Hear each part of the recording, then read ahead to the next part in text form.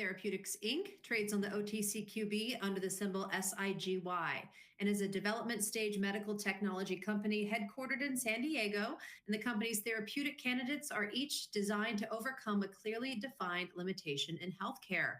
Happy to welcome CEO Jim Joyce. Nice to see you, Jim. Welcome back. Anna, nice to see you. I appreciate the introduction. All right, the floor is yours. Thank you.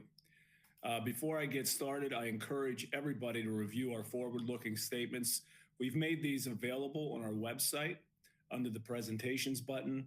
That address is sigyntherapeutics.com.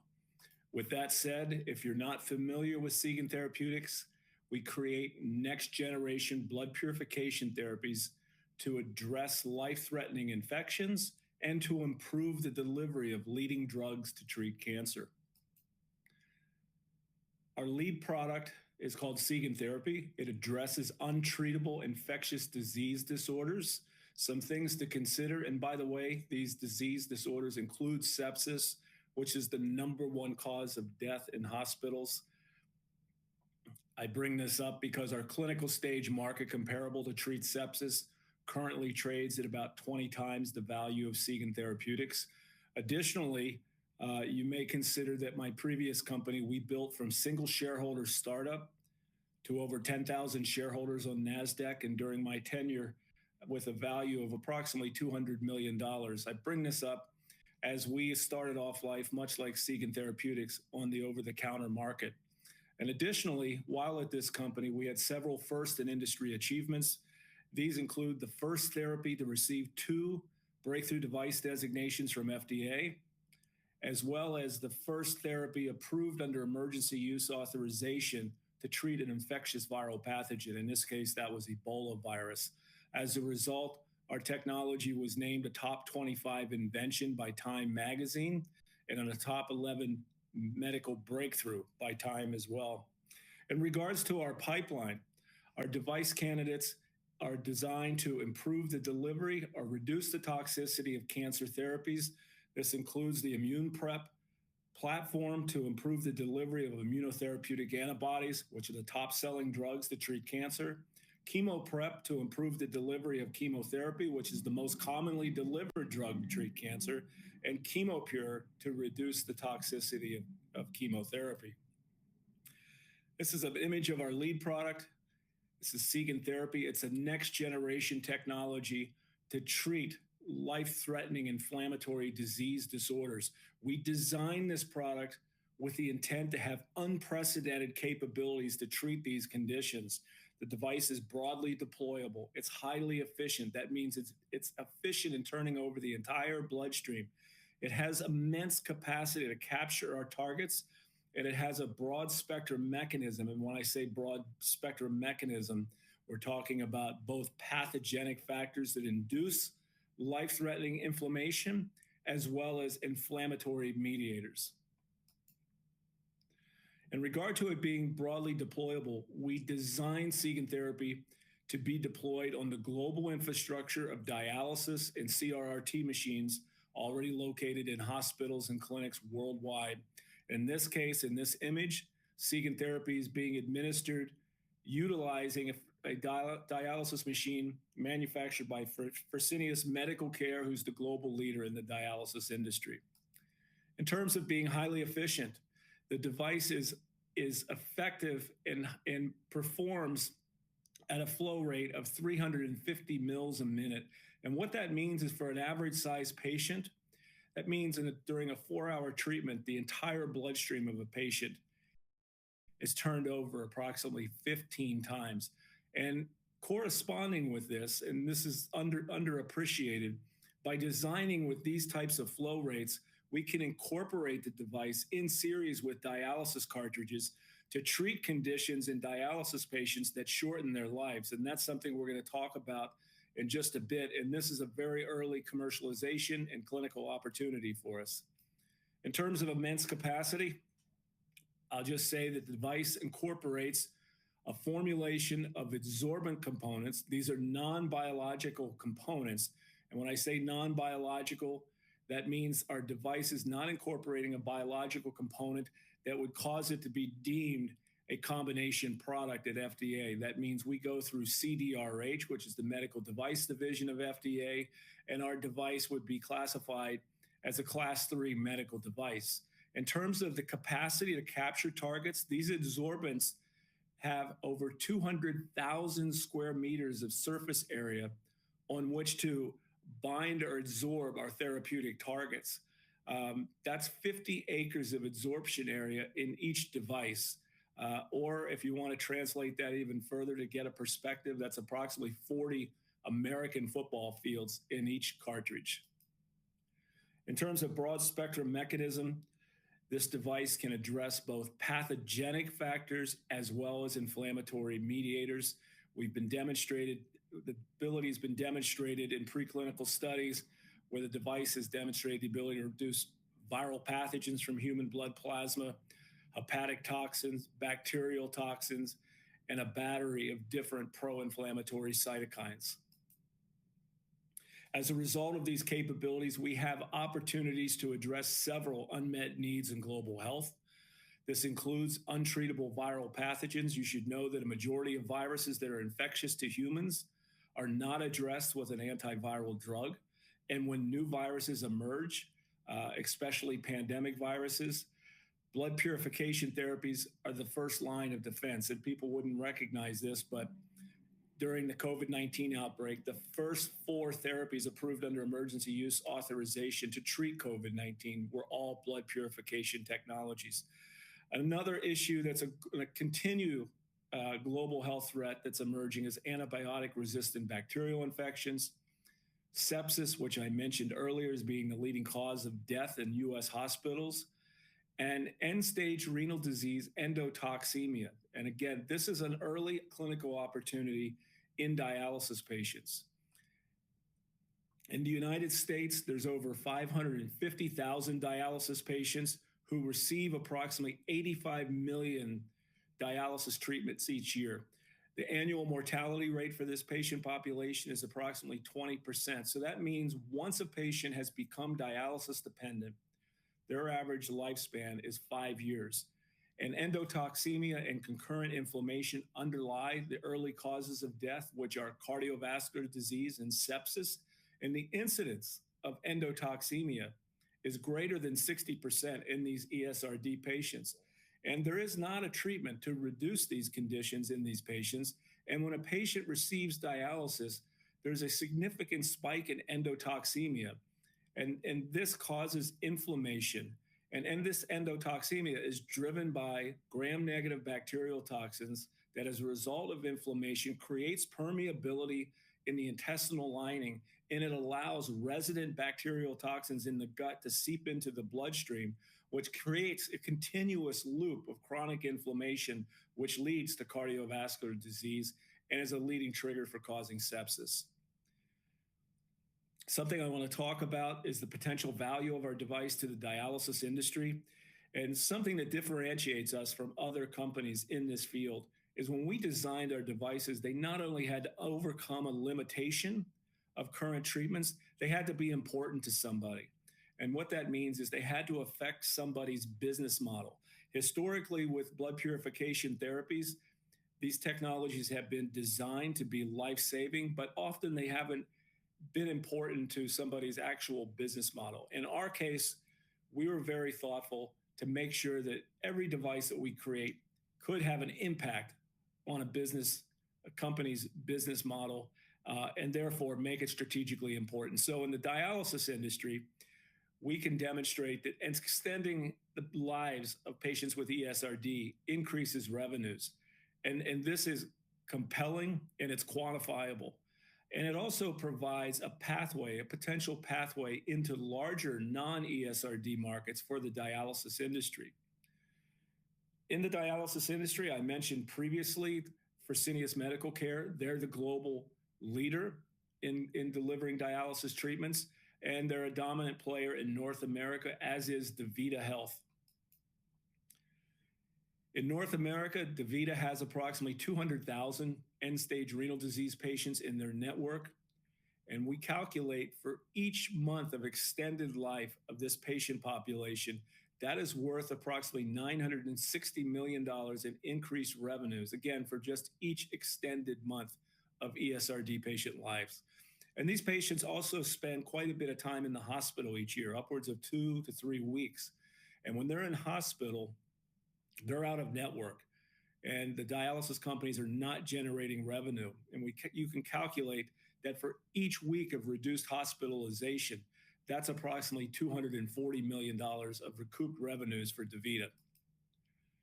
For Fresenius, each month of extended life for their patient population is worth about $1.2 billion in increased revenues, $300 million in recouped revenues for each week of reduced hospitalization. In terms of our clinical plan, we've drafted an investigational device exemption to submit to FDA. We're planning on submitting a breakthrough device designation application in advance.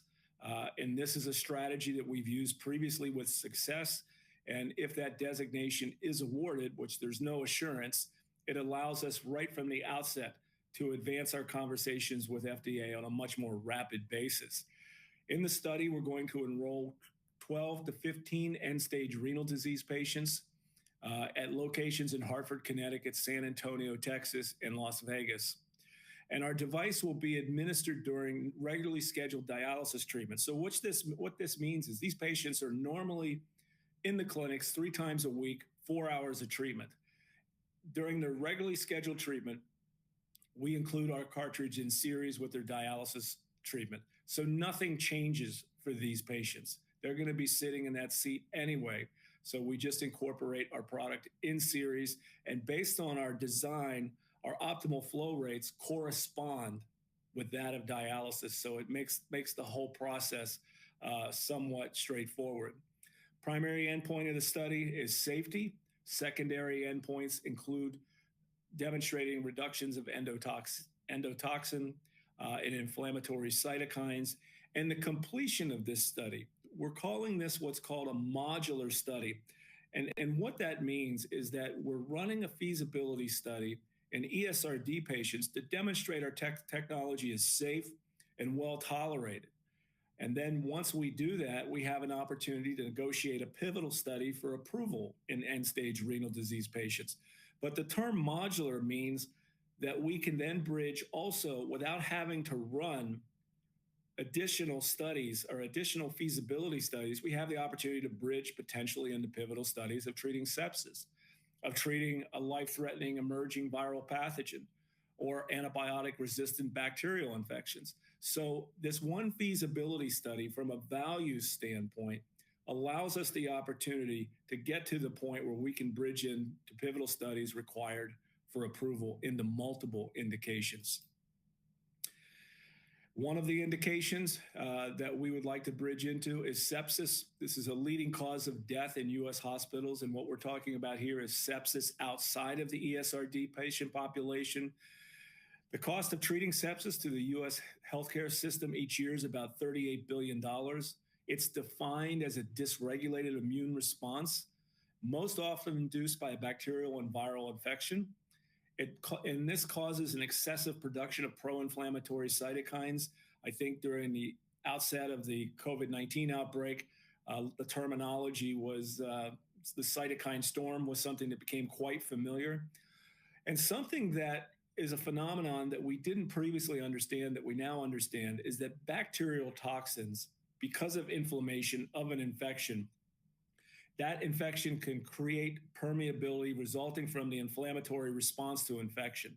That permeability that can be caused in the intestinal lining allows resident bacterial toxins to seep into the bloodstream, where they then can cause an over-dysregulated response by the immune system. And I spent 5 years in a Department of Defense DARPA program working with a team of leading authorities to develop extracorporeal treatments to address sepsis. And this program ended around 2018. And we had access to thought leaders in the field, and we were designing devices or advancing devices to address viral pathogens, a device to it being advanced to address inflammatory cytokines, to address bacteria. but there wasn't a device that could address all of these components. And as a result, everything was fragmented. But my point was, at that time, even with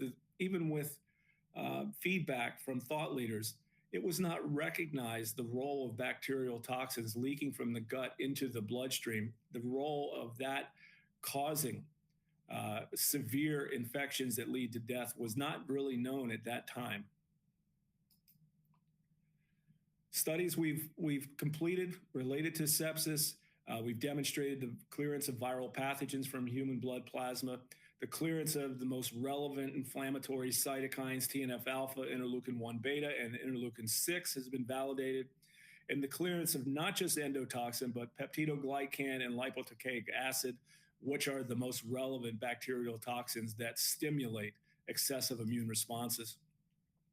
Our clinical market comparable to treat sepsis is a company called Spectral Medical. It trades on the Toronto Stock Exchange, currently being valued at about 20 times our current value. And they are advancing a device called the polymyxin device. And outside of North America, this is known as the Tory Mixin device from Toray Industries. Spectral has the North American license. But the Tory Mixin device has been around since the 90s, and it solely is limited to removing endotoxin. But the folks at Spectral Medical, they did something quite intuitive. They figured out how to create an assay to quantify endotoxin levels in patients. And as a result, they've been able to quantify patients with endotoxemia and septic shock that are most likely to respond to the polymyxin therapy. And the company's closing in on completing a late-stage study. And again, I would keep an eye on the company. It's called Spectral Medical, great team led by Dr. Paul Walker up there. But again, I just point this out because this is a clinical stage, a clinical progression model for advancing a technology to treat sepsis in the marketplace. And as you can see, as a comparable, that's quite favorable. In regard to oncology, I want to make it clear, we're not developing drugs to treat cancer. We're developing devices and devices that are first in industry devices to improve the benefit of drugs to treat cancer. In regards to chemotherapy, something you need to know about its limitation. This is the most common class of drug to treat cancer, as mentioned earlier. Typically less than 3.5% of a dose is delivered to actual tumor cell targets. And the remaining dose, or the remaining 96.5% of the dose, is more likely to contribute to toxicity than patient benefit. We call this off-target chemotherapy. And cancer cells release particles known as exosomes, and they release these in immense quantities, and these interfere with chemo delivery.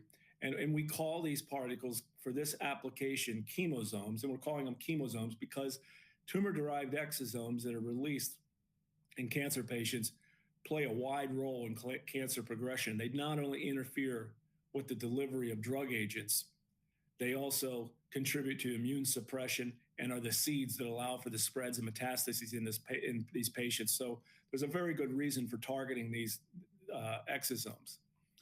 In regards to our solutions, we design chemo prep for the pre-treatment completion of chemosomes to improve the delivery of chemotherapy to cancer cell targets. So in essence, we want to create a device that sits in the infusion center that clears out these tumor-derived exosomes prior to the subsequent infusion of chemotherapy to improve the delivery of chemotherapy. And our goal is to maintain the effectiveness of chemotherapy with lower doses. And by doing so, that would reduce toxicity, and it would also allow our device to correspond with the objectives of Project Optimus at FDA, which is an objective to a program or an initiative to maintain the quality of life, improve the quality of life, but with lower doses of cancer therapies. And with that, we believe we correspond. And many of you have probably seen the congressional hearings that have been occurring over the last 2 years, where there have been shortages of chemotherapy available for patients, major supply chain issues. And we believe if we're successful, we can help alleviate some of those supply chain issues. ChemoPure is a device to subsequently remove chemotherapy that's left to circulate in the bloodstream to further mitigate treatment toxicity. And at a certain point in time after infusion of chemotherapy, the chemotherapy that's left circulating in the bloodstream is much more likely to create toxicity for the patient than it is to contribute to patient benefit. In regards to immunotherapeutic antibodies, these are the top selling drugs to treat cancer.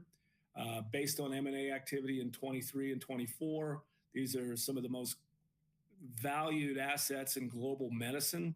There's over 1,000 human studies evaluating antibodies, but there's no really effective strategy to improve their delivery.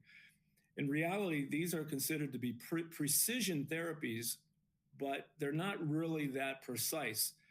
Only approximately 2% of a dose gets to its intended cell targets, and delivery is intercepted by circulating decoys that display the receptor site for the antibody.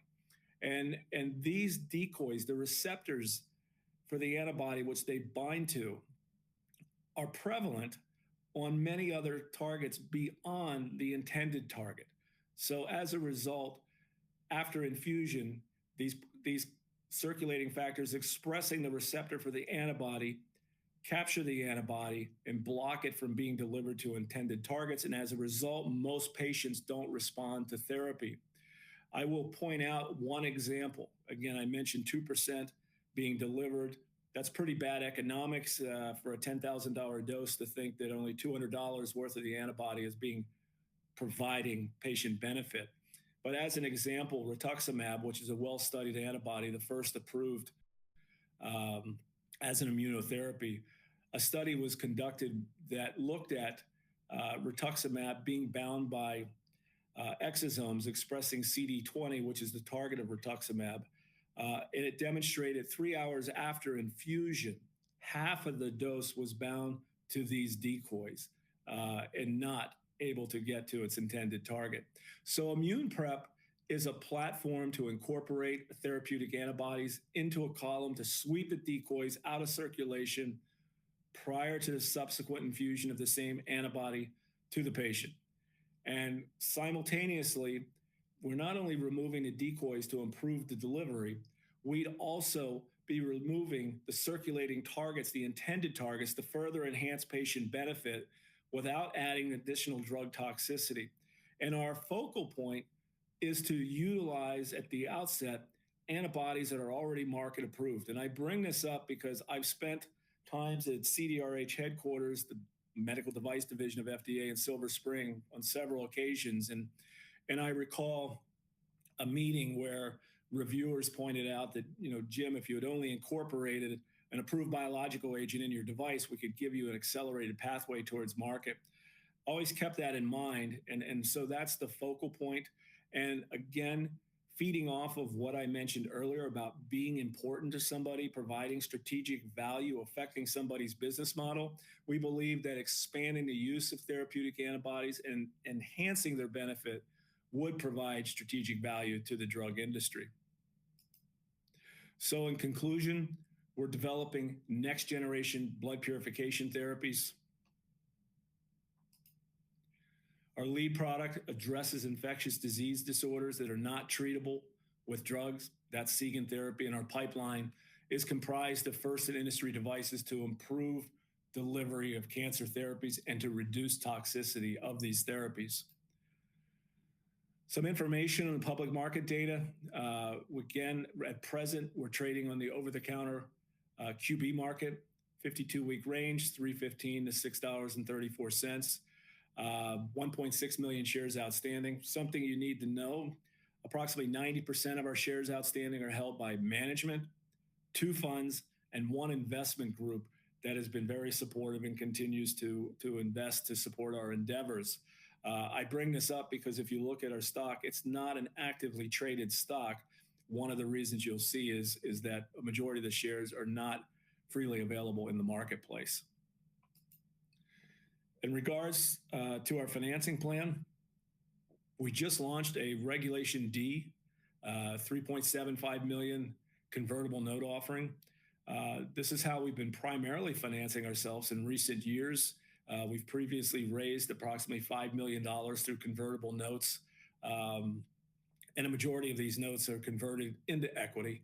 But it provides a structure that a lot of investors like. And then we plan to follow this up. Oh, but by the way, the proceeds from this offering are going to launch our Sigyn Therapy feasibility study. And it will also go to support an initiative we have in Q2 of this year to launch a Regulation A offering, which will be open over the course of a year to raise up to $20 million. And the goal is to list directly on NASDAQ. We have an application with NASDAQ, but there's no assurance that we'll meet the listing requirements for that offering. But again, this is something I did in my previous company with success, and we believe with continued execution, we can achieve this again. And certainly trading on NASDAQ allows for much greater awareness of our endeavors, as well as greater liquidity for investors such as yourself. By the way, if you have interest in receiving this offering memorandum, contact Johan Lowe. His phone number is here, 281-660-1815, or jlowe@sigyntherapies.com. And with that, I'll ask any questions. All right. Thank you, Jim. Great presentation.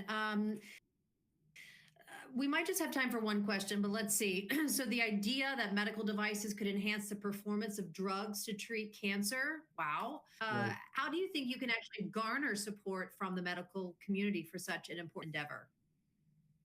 Well, I guess there's a couple ways I could answer that, but we have previously discussed the use of devices to synergistically improve the delivery of therapies. And the question, as it relates to garnering the support of the medical community, I'll point out that myself, my chief scientific officer, Dr. Annette Marlowe, and Dr. Richard Tullis, who's my mentor in this field, or I should say, who was my mentor in this field, we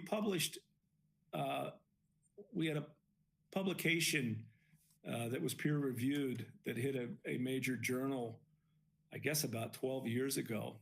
And it was called Exosome Removal as a Therapeutic Adjuvant in Cancer. And that publication has been cited 478 times.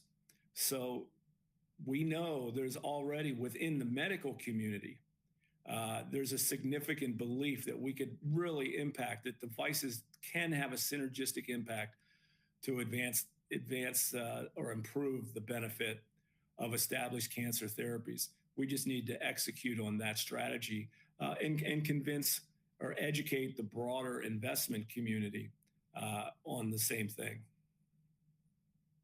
And you mentioned the strategy of advancing Sigyn therapy through a modular clinical study. So what would that look like? Well, I know we're short on time, so I'll just point out the ability, as I mentioned, to run a single feasibility study and bridge off of that into multiple major market indications without having to continue to run new feasibility studies. That saves millions of dollars in cost and cuts the timeframes potentially by years in advancing these other therapies. And if you're an investor and you believe that value can be created by clinical progression, think about the value or the potential value of a company whose product has moved through the feasibility stage and is ready to move into pivotal studies for major market indications, multiple major market indications. And again, this is class 3 medical device. It's not a drug where there's a phase 1, phase 2, phase 3. It's feasibility study, which is a relatively small study, and then pivotal study. So we think the modular strategy can be a good value driver for our shareholders, but more importantly, can accelerate the pace at which we get our life-saving therapies out into the marketplace. Wonderful. Well, great presentation, great update. Happy to have you back on the conference, Jim. We appreciate you and look forward to following along with your journey. Thank you, Anna.